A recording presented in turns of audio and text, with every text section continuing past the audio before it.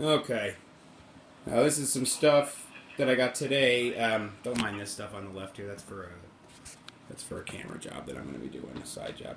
This here is a Simplex Str panel that I pulled out today. It's been sitting in the back of a little elementary school. It's unused. The cabinet's still there. I'm going to try to get it because I got to go back there and do some other stuff. There's also a couple other modules as well as a 2001 that are powered down and unused. And for the places usually don't care. You're just gonna be like, I'm gonna take this and throw it in the garbage. They don't really care. But technically, old fire alarm equipment is not supposed to be left installed. It's supposed to be removed and or destroyed. Whatever. Basically, I guess the thought process there is that if something goes down, somebody doesn't know that's not the fire panel, they can't figure out what's going on. But I think in reality, they just kind of just a blanket idea. They don't, if it's used, it's not used anymore. Get rid of it. So anyway, that's a Simplex panel. I have no reason to believe it doesn't work. It looks like it was just basically taken out of service. There were single stroke bells. There's still some on the outside of the building. So I'm assuming it's probably AC bell loops. I think back in those days it was. They were like 10-volt bells, and there were 10 of them, in a loop or whatever, and they just used these basically were just regular AC line voltage panels that work that way. So these here are ballast resistors. I know enough about these to know that that's essentially, these were kind of unique to the installation. These were balanced to the number of bells that were in a loop, so that you could have however many you needed to match voltage. I think it was not so much about voltage; it was more about current draw. I don't know a whole lot about them. There aren't a whole bunch of people left that do. But anyway, I'm gonna see if I can get this one working. These came out of a different school. They were in a boiler room, part of the old IBM system. Again, system's been out for years and years and years. These were behind a big electrical panel, and I saw them there when I was doing the inspection, and I pulled them out and covered the plates. So, and then another standard pole that was actually installed and had been sitting there for years. They used to install them really high in schools. They were high. They were basically at my face height.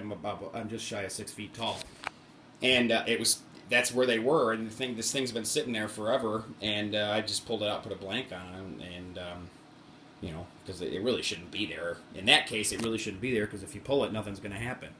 And then this is I got from another location I did today. They're doing an upgrade. That is a Simplex NAC extender. I don't know what the model number is, but essentially what it really is a heavy-duty regulated 24-volt power supply that you'd pay out the ass for if you bought one. So it's nice to have around. I'm not really sure what I'm going to do with it, but the can's nice to have, as well as the power supply itself. And then the rest of this stuff, I haven't even looked at this. I just brought it in. Then got a couple horn strobes, some T-bar poles, useless smoke detector. What is this? That is a monitor module for a flow switch, I believe. Probably. I know there were sprinklers in there that we did an inspection today. It's a new Firelight 9600, and it's all addressable. So this is some of the crap they had around there. There was a big old Simplex panel there too. I don't know what they did with it, but it's gone. So this particular company subcontracts us to do inspections for them. So that's pretty much how that happens. So that's pretty much that's pretty much it. There's one more. It's out in the garage, actually. Bear with me. This one is.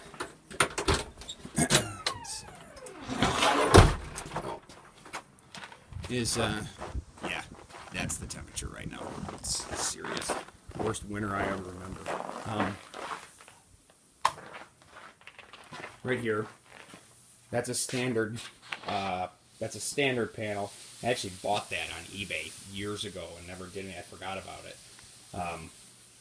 It's similar to the Simplex panel. I'm gonna mess around with this and see if I can get it working as well. But again, with the ballast resistors, it's kind of going to be a matter of will it work without bells on it, how I'm going to get the bells to work. If I'm going to trip some modern devices with it, I'll have to figure that out, because I do have a wiring diagram for it, but it's a wiring diagram from the 50s. You know, it's basically, I mean, it's not, it really doesn't have, let's see if you can see it. I mean, it's not very detailed, as you can see. Pretty much just gives you an idea, but there's really no specifics, so I'll see what I can do with it. And so that's pretty much it. Tomorrow I will pull the rest of that stuff out and probably videotape or video some inspections as well.